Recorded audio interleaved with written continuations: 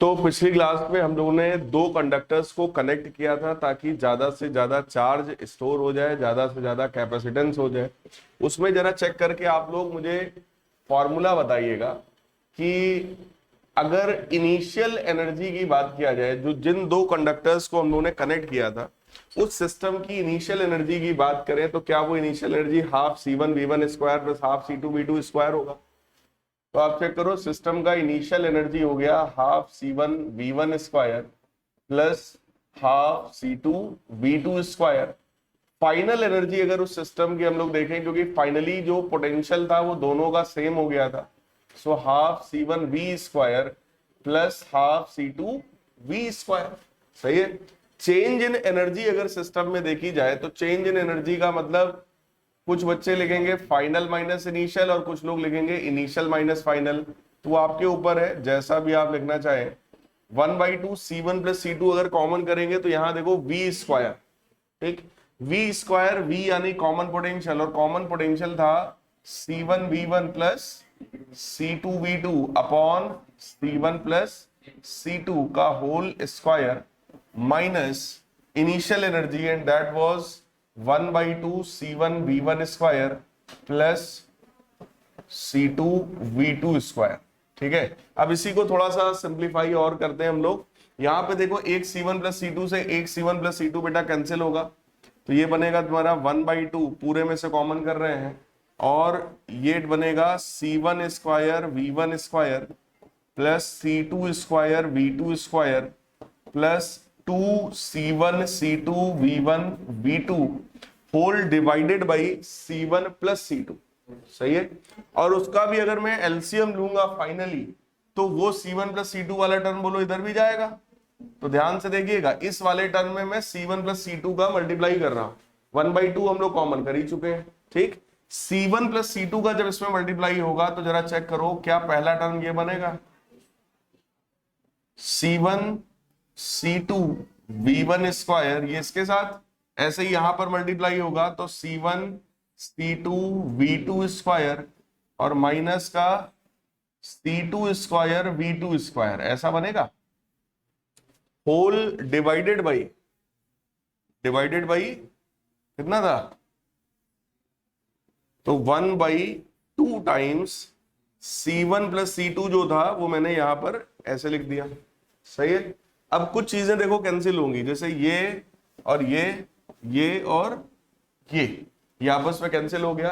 कुछ कॉमन भी मिलेगा, चेक करिए, C1 C2 पूरे में कॉमन है, तो ये आपका हो जाएगा C1 C2 upon 2 times C1 plus C2। जैसे ही हम लोग कॉमन करेंगे ये आपका बनेगा 2V1 V2 minus V1 square minus V2 square.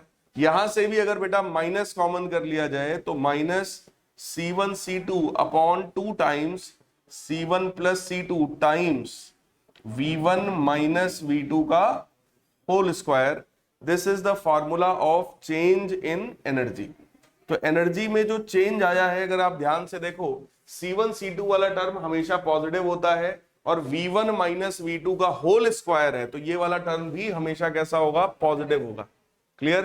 तो ये पॉजिटिव है, ये भी पॉजिटिव, और पॉजिटिव टर्म्स के बाहर अगर निगेटिव रखा है तो ओवरऑल बोलो डेल्टा यू निगेटिव हो गया, यानी change in energy of the system is negative here. So we can write here delta U is less than 0, और डेल्टा यू खुद क्या था, फाइनल माइनस इनिशियल।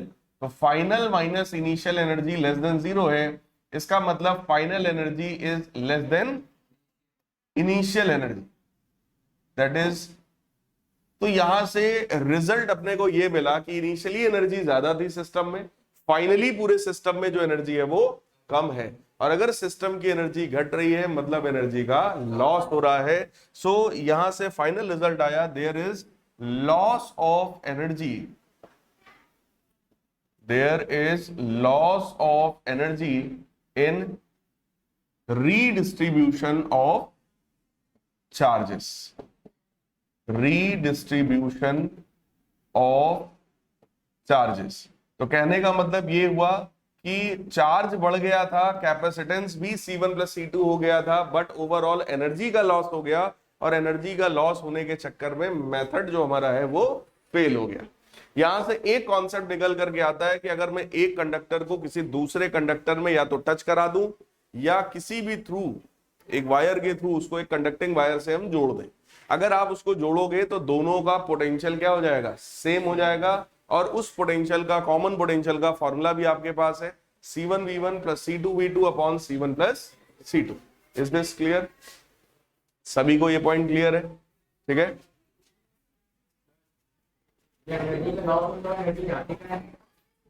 हीट के फॉर्म, एनर्जी का जो मैक्सिमम लॉस जब भी होता है बेटा, तो वो हीट के फॉर्म में एनर्जी का लॉस होता है।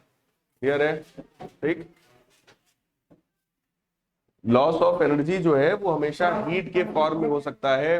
किसी भी सर्किट में साउंड के फॉर्म में एनर्जी का लॉस हो सकता है, वैसे मेजॉरिटी जो लॉस होता है वो हीट के फॉर्म में होता है। ठीक। चार्ज इधर से उधर जा रहा है, उधर से इधर जा रहा है, हाई पोटेंशियल से लो में जा रहा है, लो पोटेंशियल से हाई में जा रहा है, तो चार्ज खुद बोलो मूव करने में कुछ वर्क करता है। W is equal to Q delta V, ये फॉर्मूला होता है।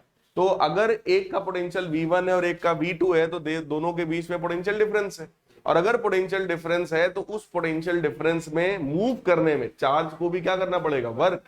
वो वर्क के फॉर्म में भी तो एनर्जी का लॉस हो रहा है। That work is also a form of energy. तो ओवरऑल एनर्जी का यहां पर क्या हुआ, प्रोसेस में लॉस। क्लियर है? ठीक।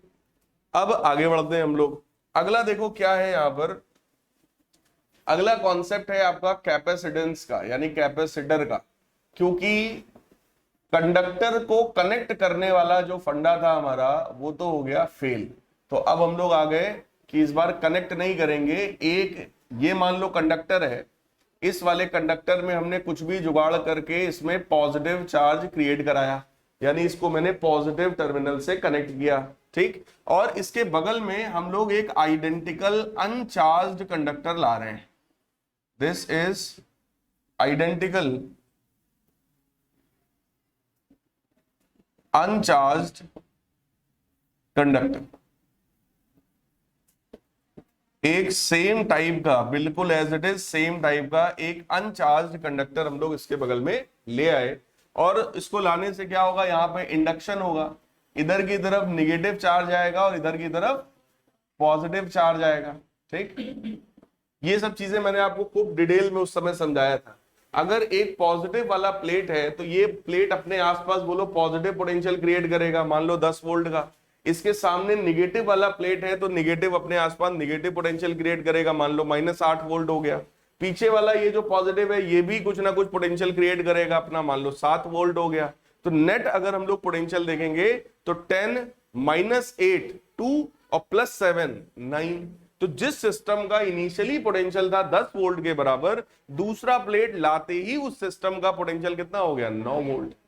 तो अब ये प्लेट बवाल करेगा कि भाई मेरा पोटेंशियल था 10 वोल्ट, किसी दूसरे के आते ही मेरा क्यों पोटेंशियल डाउन हो गया। तो इसका मतलब जो 9 वोल्ट पोटेंशियल हो गया है, अब ये सिस्टम उसको फिर से 10 वोल्ट पे पहुंचाने की कोशिश करेगा। और जब वापस 10 वोल्ट पे पहुंचाने की कोशिश करेगा तो यहां पूरे इस चैप्टर में पोटेंशियल को इंक्रीज करने का तरीका एक ही है, चार्ज को इंक्रीज करो। क्योंकि Q प्रोपोर्शनल टू V था और V प्रोपोर्शनल टू Q था। इसका मतलब आपको क्या करना पड़ेगा, चार्ज बढ़ाना पड़ेगा। You will have to increase the charge. Clear? तो हम लोग यहां पर और चार्जिंग करेंगे, यही हमारा काम था। ठीक। और इसके बाद और देखिए क्या हुआ, अब हमने क्या किया, ये जो पीछे वाला ये जो सरफेस था इसका भी हम लोग अर्थिंग कर देते हैं ताकि ये भी यहां से गायब हो जाए। और जब ये भी गायब हो जाएगा तो अब आप सोचो 10 वोल्ट इसका पोटेंशियल है ना, 10 वोल्ट इसका पोटेंशियल है और माइनस का 8 वोल्ट समझ लो इसका पोटेंशियल है। अब तो और बवाल हो जाएगा क्योंकि अब नेट पोटेंशियल कितना बचा, 2 वोल्ट। भाई 10 वोल्ट इसका -8 इसका, तो आपने क्या किया, अपने अपोजिट वाला ये जो फेस था इसका क्या कर दिया, अर्थिंग कर दिया। तो इससे नेट पोटेंशियल हो गया 2 वोल्ट। और नेट पोटेंशियल अगर 2 वोल्ट हो गया तो बोलो अब हमें फिर से और चार्जिंग करनी पड़ेगी ताकि वो फिर से बढ़ के कितना हो जाए, 10 वोल्ट हो जाए। तो दूसरा अनचार्ज्ड आइडेंटिकल कंडक्टर लाने से सिस्टम का जो पोटेंशियल है वो डिक्रीज हो जाता है। और अगर सिस्टम का पोटेंशियल डिक्रीज हो गया तो कैपेसिटेंस होता है Q/V के बराबर। अगर V डिक्रीज हुआ तो C कैपेसिटेंस बढ़ जाएगा। और यही हम चाहते थे, ज्यादा से ज्यादा कैपेसिटेंस इंक्रीज हो और यहां पर कोई लॉस भी नहीं हुआ। तो इसी सिस्टम को हम लोग क्या बोलते हैं, कैपेसिटर। और ये भी कैपेसिटर का एक फॉर्म है, this is parallel plate capacitor. Same यही काम अगर मैं किसी स्फेरिकल कंडक्टर के साथ करूं कि ये मान लो कोई एक ग्लास का या कोई भी एक मान लो ऐसा कंडक्टर है, उस कंडक्टर स्फीयर पर हमने जो भी चार्ज दिया तो सारा चार्ज इसकी आउटर सरफेस पर जाएगा, ठीक। अब इसके बाहर एक अनचार्ज्ड कंडक्टर हमने ऐसे रख दिया और इसके आउटर सरफेस की क्या करा दी, अर्थिंग। तो क्या होगा इसमें, ड्यू टू इंडक्शन यहां पर कौन सा चार्ज आएगा, निगेटिव। तो ये जो कैपेसिटर फॉर्म हुआ इसका नाम हो गया स्फेरिकल कैपेसिटर। सेम काम हम कर सकते हैं किसी सिलेंडर के साथ। एक कंडक्टर ले लिया हमने सिलेंड्रिकल और इस बार फिर से हमने इसको पॉजिटिव चार्ज दिया, तो वो पॉजिटिव चार्ज सारा का सारा इसकी अपनी आउटर सरफेस पर गया और इसके आसपास हम लोगों ने एक आइडेंटिकल सिलेंडर और ले लिया, ठीक। और इसमें भी वही काम किया। हाँ भाई बताओ, बता रहे। फिर इसका ये वाला जो सरफेस है, इस वाले सरफेस पर कौन सा आया चार्ज, निगेटिव। तो ये आपका सिलिंड्रिकल कैपेसिटर बन गया, ठीक। अब इनका क्वेश्चन ये है कि सर कैपेसिटर का यूज कहां पर होता है। तो मैंने पिछली क्लास में भी बताया था, कैमरा का जो फ्लैश होता है उसमें भी कैपेसिटर यूज होता है। जो आपका फैन में कंडेंसर लगा है ये भी एक कैपेसिटर होता है, ठीक। आपके जितने भी इलेक्ट्रॉनिक डिवाइसेस हैं सभी में छोटा सा इतना बड़ा सिलेंड्रिकल इस शेप का व्हाइट कलर का इतना बड़ा कुछ लगा होता है, कभी देखिएगा ध्यान से, वो क्या होता है, दैट इज कैपेसिटर। कैपेसिटर क्या करता है, किसी भी सर्किट में इंस्टेंटली एनर्जी देने का काम करता है। मैंने जब उस समय पढ़ा रहा था तब मैंने आप लोगों को डिटेल में बताया था कि अगर इस फैन में हम लोग कंडेंसर को देखें तो इस कंडेंसर का काम क्या है। जैसे इस समय इस पर्टिकुलर कंडीशन में जब ये फैन अभी रुका हुआ है, इसका मतलब वो जो कैपेसिटर है वो इस समय फुल्ली डिस्चार्ज्ड कंडीशन में है और करंट नहीं जा रहा है, इसलिए मोटर भी नहीं चल रहा। सही है। देखो मैग्नेटिज्म आप लोग पढ़ चुके हो, आप सबको पता है, जैसे ही मोटर में करंट जाना शुरू होता है मोटर की कॉइल पर रखता है टॉर्क, कपल। उस कपल या टॉर्क का फॉर्मूला होता है NIAB साइन थीटा या MB साइन थीटा, पढ़ाया आप लोगों को, ठीक। वो जो टॉर्क होता है वो लोग करंट के प्रोपोर्शनल होता है। जैसे जैसे जितना ज्यादा करंट जाता जाएगा इस पे टॉर्क उतना ज्यादा लगेगा, तो ये मोटर उतना ही तेजी से घूमना शुरू करेगा। ये बात सबको पता है, ठीक। अब होगा क्या, जैसे ही मैं इसको ऑन करूंगा देखिएगा तुरंत ये अपनी मैक्सिमम स्पीड पे, देखो नहीं है जिस स्पीड पे वो घूम रहा है, इसकी स्पीड बढ़ रही है और बढ़ते बढ़ते देखिएगा कितना समय लग रहा है, 2-4-5 सेकंड बीत गए होंगे ऑन करने के बाद। अब ये अपनी एक नॉर्मल स्पीड पे आया है, ठीक। ये जो 5 से 7 सेकंड इसको लग गए अपनी नॉर्मल स्पीड में आने में, जरा सोचो ऐसा क्यों हुआ। यहां पर जो टॉर्क क्रिएट हो रहा है बोलो, वो टॉर्क तो टाउ बराबर NIAB साइन थीटा है, चेक करिए, टाउ बराबर NIAB साइन थीटा है ना। This torque is directly proportional to current. मान लो मैं इसी पंखे को एक बैटरी से चला रहा हूं फॉर एग्जांपल, और वो बैटरी हमें 4 एम्पियर का करंट दे रही है फॉर एग्जांपल, सिर्फ आपको समझाने के लिए, ठीक। एक बैटरी से हमने इसको चलाया, बैटरी से चलता है ना पंखा, मान लो हमने 4 एम्पियर का करंट प्रोवाइड किया। अगर कांस्टेंट करंट यहां पर दे रहे हो तो टॉर्क तो बोलो कांस्टेंट लगना चाहिए, है ना। तो इसको अपनी एक स्पीड में घूमना चाहिए, लेकिन यहां पर क्या हो रहा है, यहां पर कुछ समय इसने लिया 5, 7, 8 सेकंड का, जिसमें इसकी रोटेशनल स्पीड लगातार क्या हो रही थी, बढ़ रही थी। क्लियर है। अब जरा सोचो ऐसा क्यों हो रहा होगा, अभी ये क्यों इतनी स्पीड में घूम रहा है और उस समय क्यों नहीं घूम रहा था, या जैसे ही मैं अभी ऑफ करूंगा ये फिर से धीमे धीमे होने लगेगा, क्यों होने लगेगा। तो ये चीजों के पीछे का आंसर देता है हमको कंडेंसर। कंडेंसर का काम क्या है, अगर इसी फैन में कंडेंसर ना हो तो ये सडनली अपनी स्पीड को बढ़ाएगा। अगर बंद पंखा है और आपने ऑन किया, सडनली अपनी मैक्सिमम स्पीड से भागना शुरू करेगा, घूमना शुरू करेगा। और जब वो सडनली ऐसे घूमना शुरू करेगा तो ड्यू टू इनर्शिया उसके ऊपर, भाई कोई ऑब्जेक्ट रेस्ट में तो रेस्ट में रहना चाहता है ना, और आपने सडनली अगर उसको चला दोगे तो उसके ऊपर जर्क लगेगा, झटका लगेगा अचानक से। और जब झटका लगेगा और बार बार लगेगा, दिन में 10 बार लगेगा, तो कभी ना कभी फिर वो पंखा टूटेगा या उसको ज्यादा झेलना पड़ेगा, फिर हमको और मेहनत करके उसको और स्ट्रांग बनाना पड़ेगा, उसका मटेरियल चेंज करना पड़ेगा। बोलो यार, बात समझ रहे हो। तो ये जर्क ना लगे इसलिए उसमें साथ में एक जोड़ दिया गया कंडेंसर। अब कंडेंसर क्या करेगा, जैसे ही तुमने ऑन किया, कंडेंसर है कैपेसिटर, कैपेसिटर आप लोग पढ़ तो चुके ही हो, हम लोग रिवीजन कर रहे हैं। तो कैपेसिटर का नेचर ये होता है कि जब वो चार्ज हो रहा होता है इनिशियली एकदम जीरो रेजिस्टेंस ऑफर करता है, एकदम जीरो। जैसे जैसे चार्ज होता चला जाएगा इसका रिएक्टेंस जो है, इसका जो रेजिस्टेंस है वो बढ़ता जाएगा। फुल्ली चार्ज होने के बाद एक कैपेसिटर का जो रेजिस्टेंस है या रिएक्टेंस है वो कितना हो जाता है, इनफाइनाइट। ठीक, डीसी करंट के लिए। तो चार्ज हो जाने के बाद ये बिल्कुल भी करंट को फ्लो होने नहीं देता है। लेकिन जब तक चार्ज नहीं है तब तक ये कहता है कि नहीं नहीं करंट आओ भाई, हमें चार्ज होना है, आओ। तो एकदम इनिशियली जब ये पंखा बंद था तो उस समय इमेजिन करो कैपेसिटर में चार्ज कितना है, 0। जैसे ही तुमने ऑन किया अब करंट आ रहा है, करंट के बाद दो जगह है जाने के लिए, या तो कैपेसिटर में जाए या तो मोटर में जाए। ठीक, लेकिन उस समय करंट को कैपेसिटर का व्यवहार ज्यादा अच्छा लगा, क्योंकि कैपेसिटर बड़े प्यार से बुला रहा था, आओ मेरे पास आओ। मोटर तो अपनी रंगबाजी में, भाई मेरा तो ये रेजिस्टेंस है, आना हो आओ, नहीं आना हो मत आओ। मोटर तो अपनी रंगबाजी में, क्योंकि उसका अपना रेजिस्टेंस जो है वो फिक्स है। ठीक, तो करंट को जब दो रास्ते पता थे कि चाहे इधर जाए चाहे इधर जाए, एक आदमी एटीट्यूड दिखा रहा है, दूसरा बड़े प्यार से बुला रहा है। मीठे लोग होते ना कुछ, वो एकदम प्यार से बुला रहे हैं, आओ भाई प्लीज आओ ना यार तुम इधर। क्योंकि मेरा रेजिस्टेंस उस समय यानी उस कंडेंसर का रेजिस्टेंस कितना था, 0। तो उस समय आदमी कंफ्यूज हो जाता है, वो करंट भी कंफ्यूज हुआ और वो गया उस कैपेसिटर की तरफ। तो ज्यादा अमाउंट ऑफ करंट चला गया कैपेसिटर की तरफ और मोटर की तरफ गया कम। अब जब मोटर की तरफ गया कम तो मोटर पे जो टॉर्क जनरेट हुआ वो भी कम टॉर्क जनरेट हुआ। तो धीरे धीरे मोटर जो है घूमना शुरू किया। अब हो क्या रहा है, कैपेसिटर तो था हरामखोर, क्योंकि उसने उसकी आदत यही है, वो नमक हराम टाइप का ही है, उसकी आदत यही है कि जब तक 0 चार्ज था उसने कहा अरे भाई प्लीज आओ यार आओ यार। जैसे जैसे वो चार्ज होता चला गया अब उसकी रंगबाजी तो मोटर से 4 गुना ज्यादा हो रही है। तो कह रहा हम तुम तो तुम्हें देखना ही पसंद नहीं करते, भागो यहां से, निकलो मेरे घर से बाहर। तो अब करंट के पास एक ही रास्ता है, किधर जाएगा। जब ये फुल्ली चार्ज हो जाएगा कंडेंसर तो उसके पास सिर्फ एक रास्ता है कि अब वो जाएगा पूरा का पूरा मोटर की तरफ। तो ये इस समय वही कंडीशन है जब कंडेंसर ने करंट को लात मार दी है कि अब तुम मेरे पास तो दिखाई ना पड़ना गलती से भी। तो अब करंट के पास कोई ऑप्शन नहीं है, तो करंट जा रहा है मोटर के पास और पूरा का पूरा 4 एम्पियर का पूरा करंट जा रहा है मोटर में। तो मोटर अपनी स्पीड से इसको घुमा रहा है। क्लियर। ठीक, अब जैसे ही मैं स्विच ऑफ करूंगा, बोलो करंट तो हो गया 0। जैसे ही करंट 0 हुआ बोलो टॉर्क खट से 0 हुआ, और जैसे ही टॉर्क खट से 0 हुआ अब इस पंखे को, जिस मोटर को जो ऐसे ऐसे घूम रहा था, खट से रुक जाना चाहिए। बोलो यार, लेकिन वो एकदम से रुक जाएगा तो फिर से क्या लगेगा, जर्क लगेगा, एक शॉक लगेगा, मैकेनिकल शॉक। उस शॉक से बचाने के लिए कंडेंसर लगा है। कंडेंसर ने कहा हम तो फुल्ली चार्ज थे, ऐसा करो मेरी सारी एनर्जी तुम ले लो।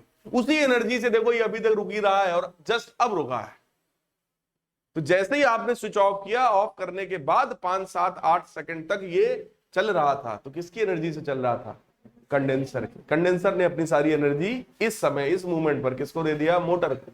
तो उस एनर्जी से पंखा धीरे धीरे हुआ बंद। जब धीरे धीरे कोई काम बंद होता है या धीरे धीरे स्टार्ट होता है तो जर्क जो है वो कम लगता है। आप भी जब क्लास 11 में यहां पर आए थे पहले दिन, तो आपको मैंने पहले ही दिन एक चैप्टर नहीं पढ़ाया था, धीरे धीरे पढ़ाना शुरू किया था। पहले दिन सिर्फ चार्ज पढ़ाया था, व्हाट इज चार्ज। पहले दिन बहुत हाई फाई नहीं पढ़ाया था, एकदम बेसिक पढ़ाया था। चार्ज क्या है, चार्ज की प्रॉपर्टीज क्या है।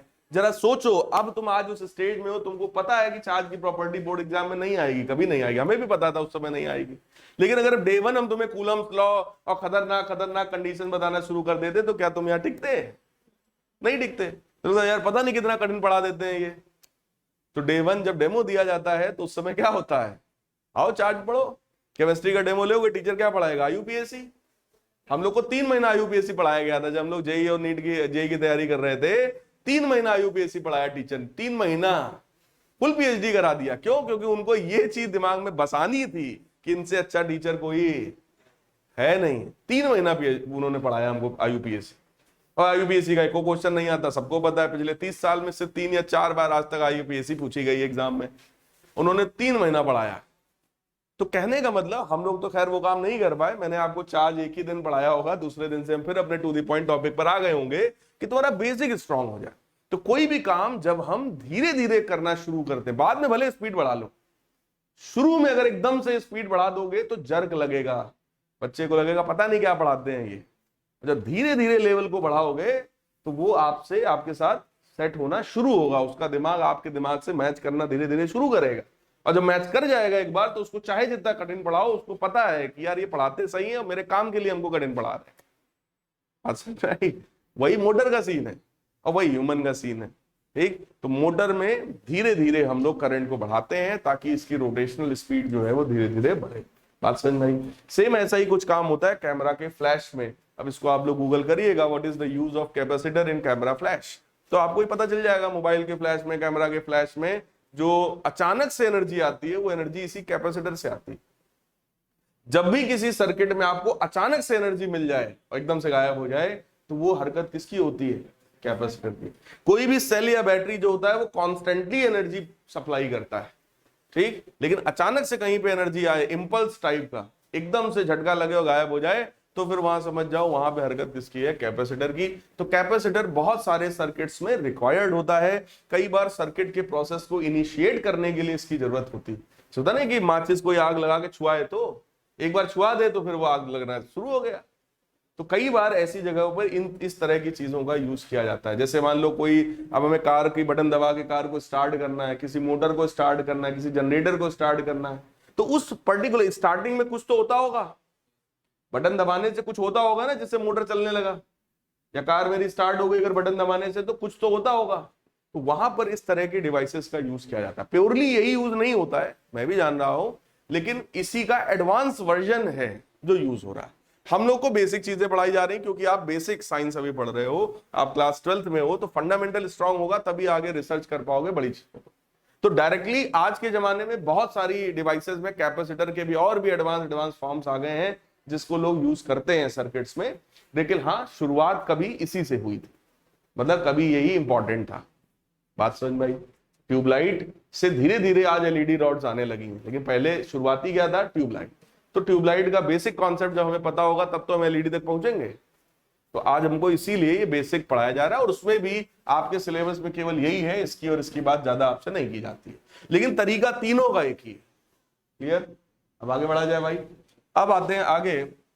यहां पर इस सिस्टम का अगर हमसे कहा जाए कि कैपेसिटेंस बताइए, ठीक, कैपेसिटेंस निकालने के लिए देखो तरीका बड़ा सिंपल है, Q/V हमें करना है। अगर आप ध्यान से देखो, मान लो सरफेस चार्ज डेंसिटी सिग्मा है, इधर सिग्मा और इधर माइनस सिग्मा। भाई शीट है ना, ये तो सिंपल दो शीट्स है, समझ लो। और इसके बीच में अगर यहां कहीं पर कोई पॉइंट है, मैं कहूं इस पॉइंट पर बेटा नेट इलेक्ट्रिक फील्ड बताओ, तो जरा ध्यान से सोचो, नेट इलेक्ट्रिक फील्ड है, इसकी वजह से सिग्मा/2 एप्सिलॉन नॉट, इसकी भी वजह से है सिग्मा/2 एप्सिलॉन नॉट, तो टोटल कितना हो गया?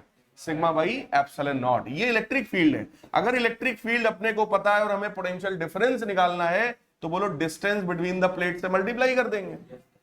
सो पोटेंशियल जो होता है बेटा वो electric field multiplied by distance होता है। और ये जो चार्ज है, इस चार्ज को हम लोग क्या लिख सकते हैं? सिग्मा इंटू ए। भाई सरफेस चार्ज डेंसिटी जो होता है सिग्मा, दैट इज Q/A। तो Q जो होगा that will be equal to sigma into A. तो चार्ज की जगह मैंने लिखा सिग्मा ए, और इलेक्ट्रिक फील्ड अपने को पता है दैट इज सिग्मा/एप्सिलॉन naught into D. Sigma sigma हो गया कैंसिल, तो capacitance of parallel plate capacitor is epsilon naught A/D।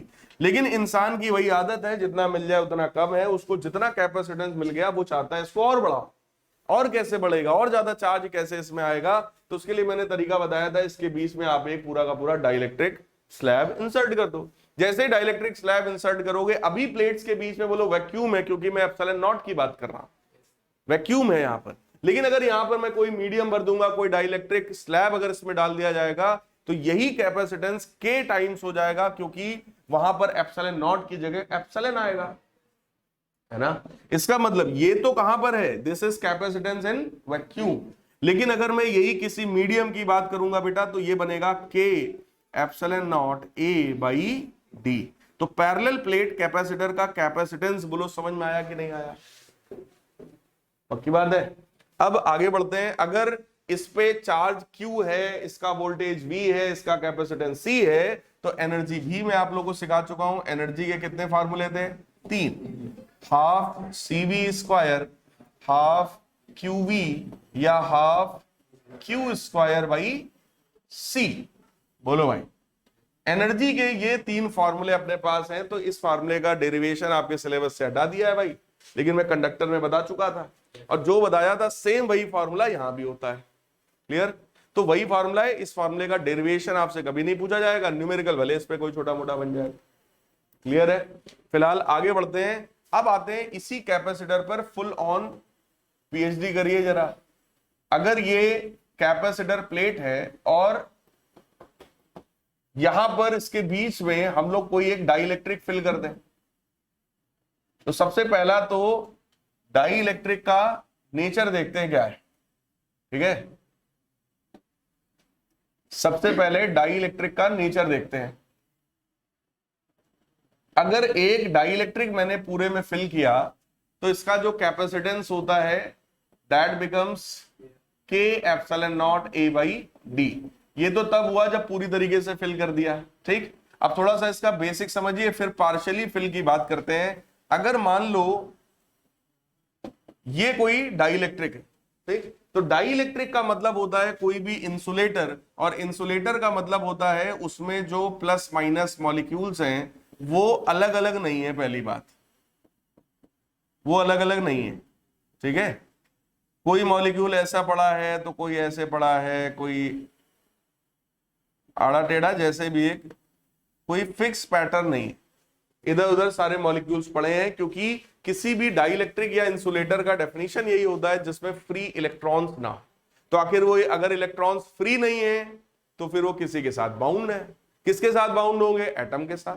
तो एटम, न्यूक्लियस अपना आपस में इलेक्ट्रॉन को खींच के रखे हैं, तो ये एटम फॉर्म में यहां पर है, एटॉमिक फॉर्म में। क्लियर? यही इलेक्ट्रॉन्स अगर निकल जाएं तो न्यूक्लियस अलग हो जाएगा, इलेक्ट्रॉन अलग हो जाएंगे। अगर ये अलग हो गया तो यही कंडक्टर बन जाएगा। तो फिलहाल अभी ये एक डाइलेक्ट्रिक है, और डाइलेक्ट्रिक का मतलब होता है ये एक इंसुलेटर है। This is a dielectric material. Dielectric अगर इंसुलेटर है तो बोलो इंसुलेटर के अंदर इलेक्ट्रिक फील्ड एंटर भी कर सकती है भाई, कर सकती है। एक मिनट,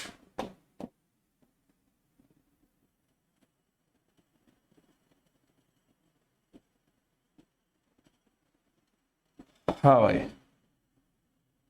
तो यहां पर देखिए, अब हम लोग क्या करेंगे, इसमें हम लोग इलेक्ट्रिक फील्ड एंटर कराएंगे। जैसे ही इस रीजन में इलेक्ट्रिक फील्ड एंटर करेगी, अब ये इलेक्ट्रिक फील्ड चाहेगी कि जितने भी पॉजिटिव चार्जेस हैं वो सारे पॉजिटिव चार्ज मेरी डायरेक्शन में बढ़े, क्योंकि इलेक्ट्रिक फील्ड का नेचर है जितने भी चार्ज इसमें होंगे उन सबके ऊपर क्या लगाएगा? फोर्स। तो इन सभी चार्जेस पे लग रहा है फोर्स। ठीक, लेकिन क्योंकि ये इंसुलेटर के मॉलिक्यूल्स हैं तो ये अभी अपनी औकात को समझ रहे हैं कि मैं कंडक्टर तो हूं नहीं। ठीक, यहां पर मान लो कोई ऐसा माहौल बने कि आप राइट साइड में जाओ, आप सब मॉलिक्यूल्स हैं, मान लो कुछ पॉजिटिव है कुछ निगेटिव है। ठीक, आप सबके ऊपर एक इधर की तरफ से इलेक्ट्रिक फील्ड लगाई जाए तो ये सोचेंगे कि यार इधर से उठ के इधर चले जाएं, लेकिन फिर ये भी याद रखेंगे कि यार मैं इसको छोड़ के कैसे चला जाऊं, ये तो मेरा दोस्त है, ये तो कल मुझे फिर स्कूल में मिलेगा। बोलो यार, तो ये यहां से छोड़ के अपना पोजीशन उधर नहीं जा पा रहे हैं क्योंकि इनको ये याद है कि मैं क्या हूं? इंसुलेटर हूं, मैं किसी के साथ बाउंड हूं, ये प्लस माइनस को मैं छोड़ नहीं सकता। ठीक, तो ये साथ छूटेगा नहीं। तो यही कम से कम हो जाएगा कि भाई अगर सारे पॉजिटिव इधर जाना चाहते हैं और सारे निगेटिव इधर आना चाहते हैं तो कम से कम आपस में एक दूसरे की पोजीशन ही इंटरचेंज कर लेंगे कि भाई ऐसा करते हैं, हम पॉजिटिव हम इधर आ जा रहे हैं, तुम निगेटिव है तुम इधर चले जाओ। अपनी ही जगह पर कम से कम मॉलिक्यूल खुद को क्या कर सकता है? घुमा तो सकता ही है। ठीक, तो ये सारे मॉलिक्यूल्स खुद को क्या करेंगे बेटा? अलाइन करेंगे, और ऐसा अलाइन करेंगे कि सब एक पैटर्न में दिखाई पड़ेंगे। देखिए, सभी में प्लस इधर माइनस इधर, प्लस इधर माइनस इधर, सभी में एक इस तरह का पैटर्न ऑब्जर्व होगा।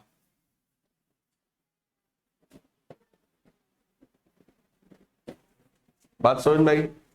जो सारे मॉलिक्यूल्स ऐसे रैंडमली इधर उधर पड़े हुए थे, अब वो सब एक फिक्स पैटर्न में ऑब्जर्व हो रहे हैं। और ये इलेक्ट्रिक फील्ड अभी भी है भाई, ये सारा खेल किसकी वजह से हो रहा है? इसी इलेक्ट्रिक फील्ड की वजह से ही हो रहा है। ठीक,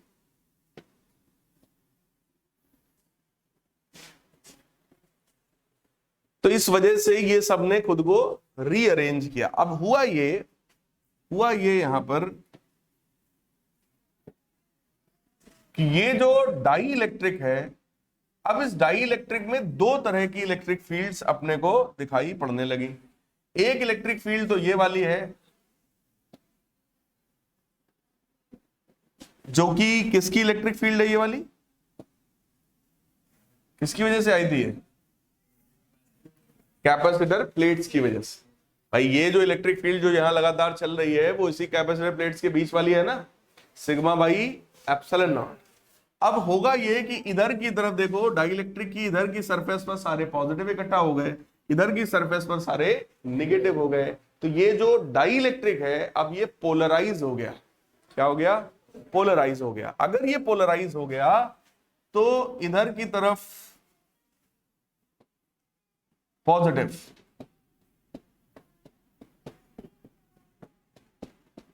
इस सरफेस पर, और इधर की तरफ निगेटिव आ गया। और जब पॉजिटिव निगेटिव आया तो एक इलेक्ट्रिक फील्ड इसमें अंदर भी क्रिएट हो गई, एक इलेक्ट्रिक फील्ड इसमें अंदर भी क्रिएट हो गई from positive to negative.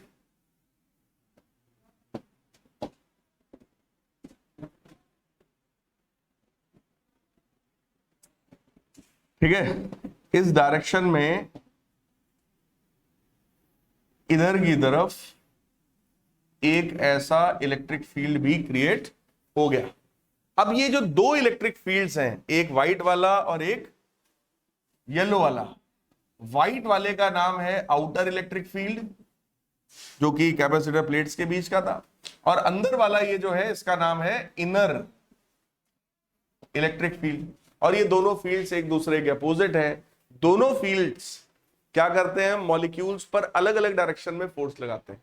Positive वाले को आउटर फील्ड राइट में खींच रहा है तो इनर फील्ड लेफ्ट में खींच रहा है। तो वो मॉलिक्यूल जो है उसके ऊपर स्ट्रेच बढ़ रहा है, फोर्सेस बढ़ रहे हैं, और वो फोर्स बढ़ने की वजह से अगर आप इस आउटर वाले फील्ड को बढ़ाते चले जाओगे तो इनर वाला फील्ड और बढ़ेगा। मतलब दोनों में दुश्मनी बढ़ रही है, और जिन दो लोगों में दुश्मनी बढ़ रही है उन दोनों का इंडिविजुअली पावर भी बढ़ रहा है। आउटर फील्ड भी बड़ी हो रही है, इनर भी बड़ी हो रही है। और अगर दो दुश्मन लोग दोनों पावरफुल होते चले जाएं तो वो दुश्मनी और बढ़ती चली जाती। दुश्मनी खत्म तब होती है जब एक दब जाए, एक बहुत बड़ा बन जाए और एक बहुत छोटा बन जाए, तो वो दुश्मनी दब जाती है, क्योंकि जो छोटा बन गया वो समझ गया मेरी औकात है नहीं कुछ इसके आगे, हम कुछ कर नहीं पाएंगे इसका।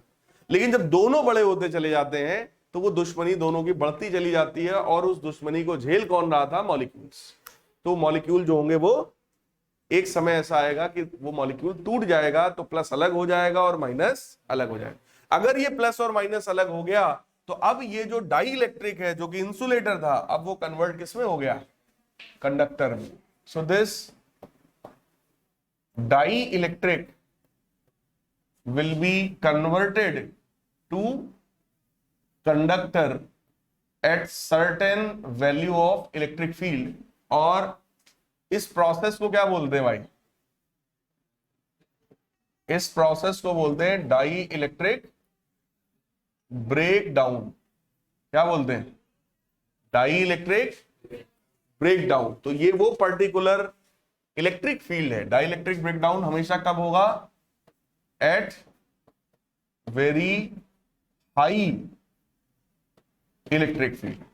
बहुत ही हाई इलेक्ट्रिक फील्ड पर डाइलेक्ट्रिक का ब्रेकडाउन होगा, और इसी हाई इलेक्ट्रिक फील्ड की जो वैल्यू होती है उसको बोलते हैं डाइलेक्ट्रिक स्ट्रेंथ।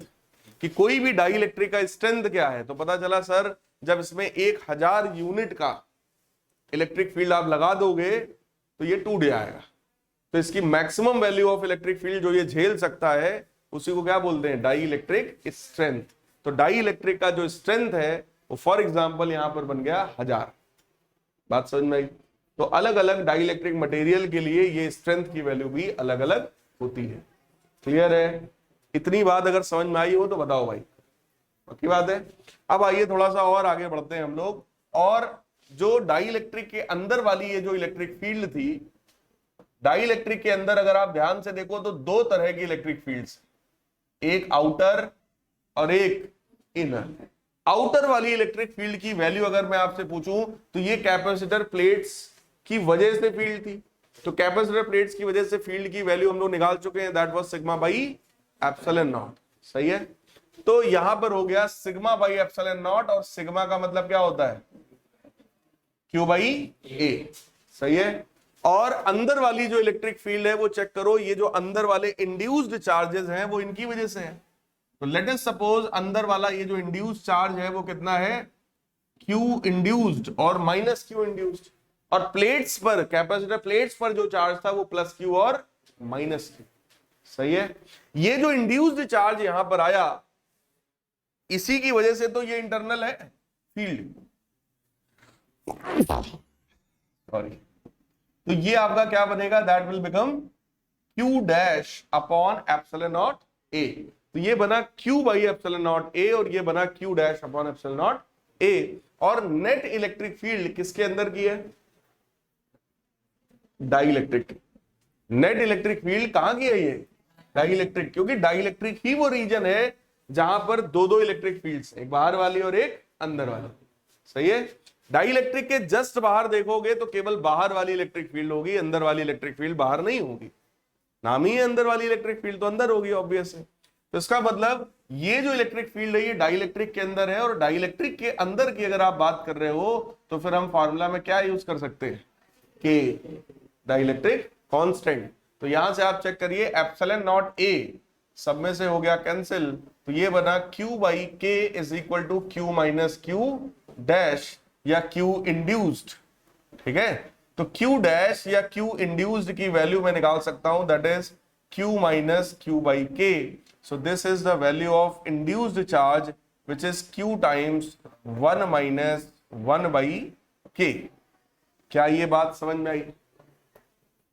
ये हम लोगों ने क्या चीज निकाल लिया, वैल्यू ऑफ इंड्यूस्ड चार्ज, कि भाई कितना चार्ज इंड्यूस हुआ ये अपने को पता है। क्लियर है? ठीक, अब हम लोग निकालते हैं कि अगर किसी कैपेसिटर प्लेट के बीच में कोई हम लोगों ने डाइलेक्ट्रिक रखा है और वो भी पार्शियली रखा है, तो उसका कैपेसिटेंस कितना होगा भाई, तो जरा चेक करिएगा।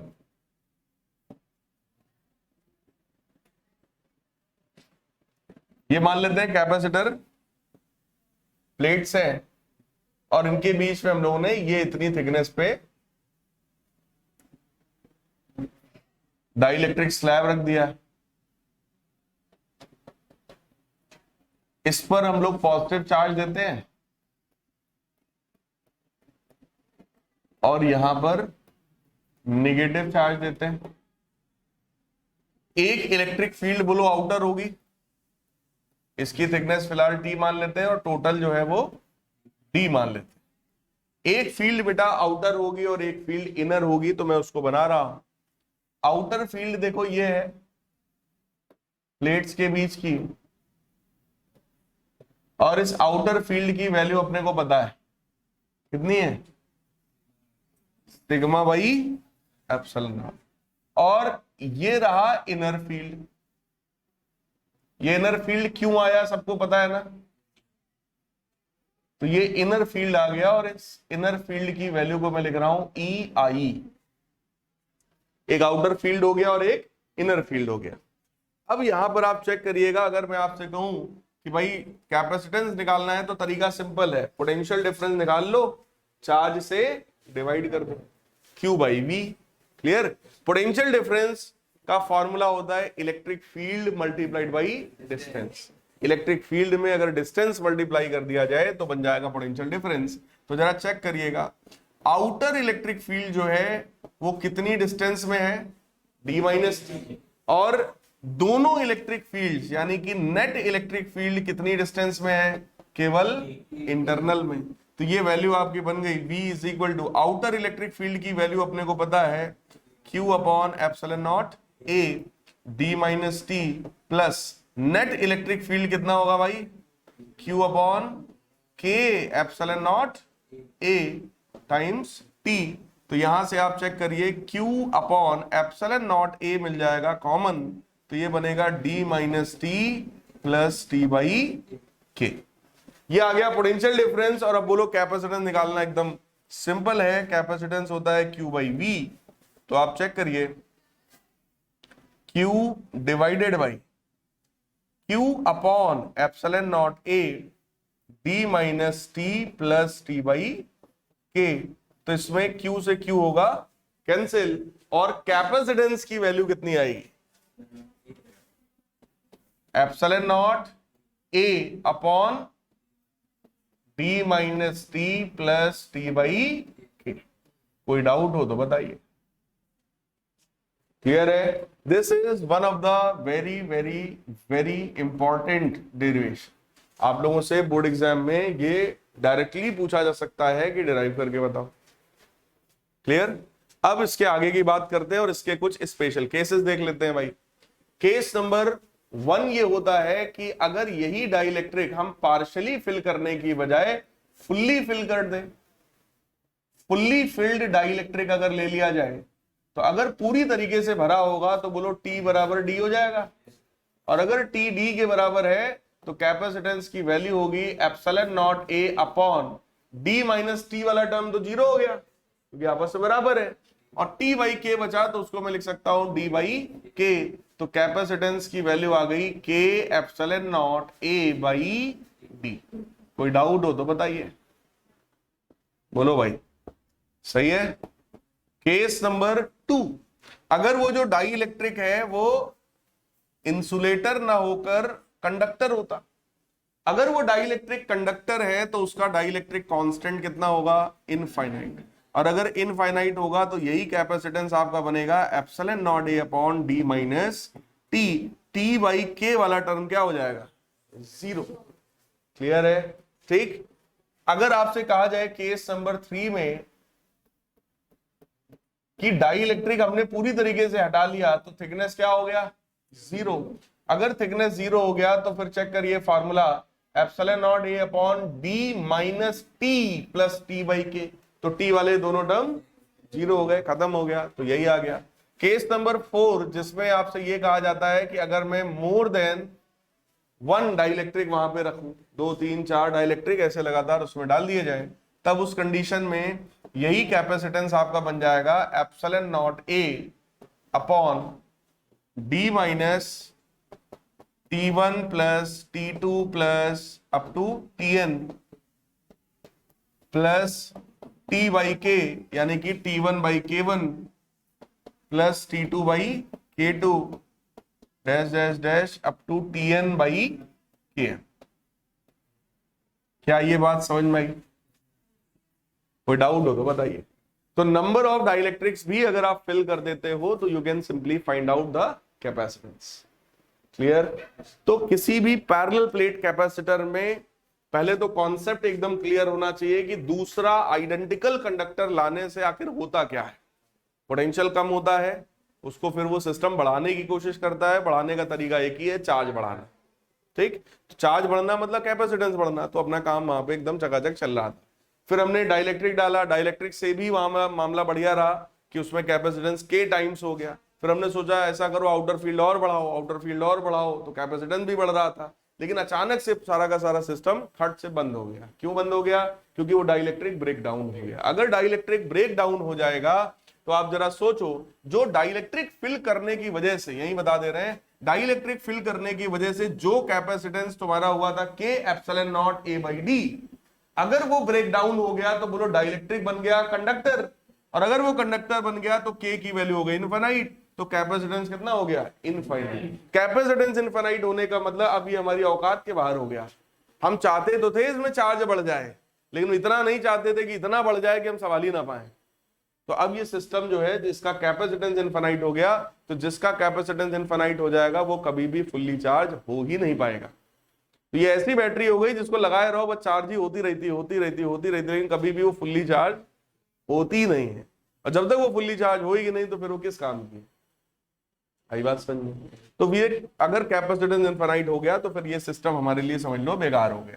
क्लियर? इसका मतलब पैरेलल प्लेट कैपेसिटर अगर है, उसके कैपेसिटेंस को बढ़ाने के लिए हम उसके बीच में हमेशा क्या डालेंगे, इंसुलेटर। ठीक, कंडक्टर हम वहां पर नहीं रखेंगे। क्या ये बात क्लियर एकदम? अब अगर अभी भी नहीं काम बना है तो भाई फिर आप इसको सीरीज में कनेक्ट करिए, पैरेलल में कनेक्ट करिए। तो कैपेसिटर्स को अगर मैं सीरीज में कनेक्ट करता हूं, मान लो ये C1 है, ये C2 है, ये C3 है, सीरीज का मतलब सिंपल हो गया, charge will be same and potential difference will be different. Clear? जो चीज डिफरेंट होती है उसी का सम हम लोग करते हैं, यानी कि V बराबर क्या लिखेंगे, V1 plus V2 plus V3, और इसको मैं लिख सकता हूं Q बाई C, इसको लिख सकते हैं Q बाई C1, इसको लिख सकते हैं Q बाई C2, इसको लिख सकते हैं Q बाई C3। तो ये फॉर्मूला तुम्हारा बन गया 1 बाई C बराबर 1 by C1 plus 1 by C2 plus 1 by C3। क्या ये बात समझ में आई? सिंपल। अगर पैरेलल की बात कर दिया जाए, यही कैपेसिटर्स को अगर मैं पैरेलल में कनेक्ट कर दूं तो पैरेलल में क्या सेम होगा, यस, ये बना C1, ये बना C2, ये बना C3। इस बार तीनों का जो पोटेंशियल है वो सेम हो जाएगा, तो इस बार डिवाइड कौन होगा, चार्ज। सो Q चार्ज अगर टोटल आया है इस कॉम्बिनेशन में तो that will B Q1 plus Q2 plus Q3। तो ये बनेगा CV, ये बनेगा C1V, ये बनेगा C2V, ये बनेगा C3V। तो कैपेसिटेंस आ गया equivalent C1 plus C2 plus C3। तो अगर आपने सीरीज में कंबाइन किया है तो ये फार्मूला है, पैरेलल में कंबाइन किया है तो ये फार्मूला है। Is this clear? ठीक, अब चैप्टर में तो और कुछ है नहीं, अब इसके बाद इस पे आते हैं सिर्फ न्यूमेरिकल्स। तो न्यूमेरिकल में एक ये टाइप का क्वेश्चन बहुत आता है जिसमें आपको बोल देंगे कि ये मान लीजिए एक है और ये दूसरा प्लेट है, और इन दोनों को हम लोगों ने एक वायर से मान लो जोड़ दिया। ठीक, इस तरह के सिस्टम का कई बार आपसे कहते हैं कि भाई इक्विवेलेंट कैपेसिटेंस बताओ। तो ये तीन प्लेट्स हैं, एक प्लेट, दो प्लेट और ये तीसरा प्लेट, तीन प्लेट ऐसे रखा गया है, पहले और तीसरे वाले को मान लो इस तरीके से जोड़ दिया गया है। अब आपसे कहें इस सिस्टम का आप हमें पोटेंशियल वो बताइए, इक्विवेलेंट कैपेसिटेंस बताइए। तो इसके लिए मैंने आप लोग को इक्वी पोटेंशियल रूल सिखाया था। अगर ये ए वाला प्लेट है तो इसकी दोनों सरफेस पर पोटेंशियल डिफरेंस कितना होगा, VA। अगर ये बी वाला प्लेट है तो इसकी भी दोनों सरफेस पर VB होगा, तो इधर भी VB, नीचे भी VB। लेकिन नीचे वाला मैं लिख नहीं रहा हूं क्योंकि उसके नीचे कोई प्लेट है नहीं, तो कैपेसिटर तो बना नहीं। इसका मतलब ये VB है और ये कनेक्टेड है, तो ये भी क्या है, VB है। इसका मतलब सिर्फ और सिर्फ दो कैपेसिटर बने हैं। तो तीन प्लेट से कितने कैपेसिटर बनेंगे भाई, दो। और अगर हर एक का आपको बोल दे एरिया A है और इनके बीच का ये डिस्टेंस D के बराबर है, तो बताओ एक कैपेसिटर का कैपेसिटेंस कितना होगा, epsilon naught A by D।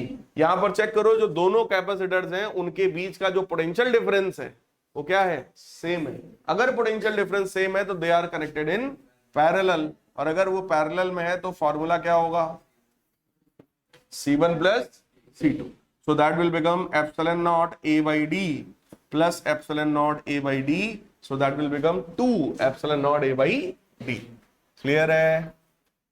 तो यहां पर बस यही रूल लगेगा, इक्वी पोटेंशियल रूल अगर ये आप लगा लोगे सिंपल वाला तो आप कर ले जाओगे। अगले वैरायटी का क्वेश्चन देखिए।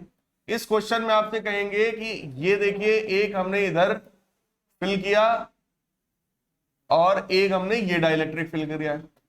एक का कैपेसिटेंस K1 है और दूसरे का K2 है। तो ये जो सिस्टम है इसका प्लेट एरिया मान लो A दे दें और डिस्टेंस आपको D दे दें, और आपसे कहें इस सिस्टम में इक्विवेलेंट कैपेसिटेंस बताओ, तो this system will behave like two separate capacitance. मान लो एक ऐसा कैपेसिटर है जिसमें K1 भरा हुआ है पूरे में, और एक ऐसा है जिसमें K2 भरा है पूरे में। क्लियर है? और जरा चेक करिए, अगर इधर से चार्ज जाएगा तो वही चार्ज इसमें जाएगा, वही चार्ज इसमें जाएगा। तो देखने में भले पैरेलल हो लेकिन ये कनेक्टेड किसमें है, सीरीज में, क्योंकि चार्ज सेम है। क्या ये बात समझ में आई? सेम डायग्राम को, सेम चीज को ऐसे भी दिखाया जा सकता है जिसमें फिर आप लोग एकदम कंफ्यूज हो जाते हैं। ये देखिए,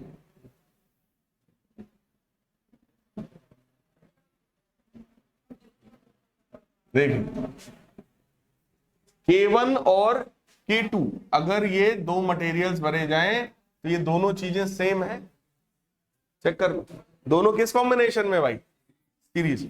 अगर ये दोनों सीरीज कॉम्बिनेशन में है तो पहले तो इसका आप बताइए कैपेसिटेंस कितना होगा, K1 एप्सिलॉन नॉट, एरिया तो ए ही है, डिस्टेंस डी बाई। सिमिलरली इसका भी कितना होगा,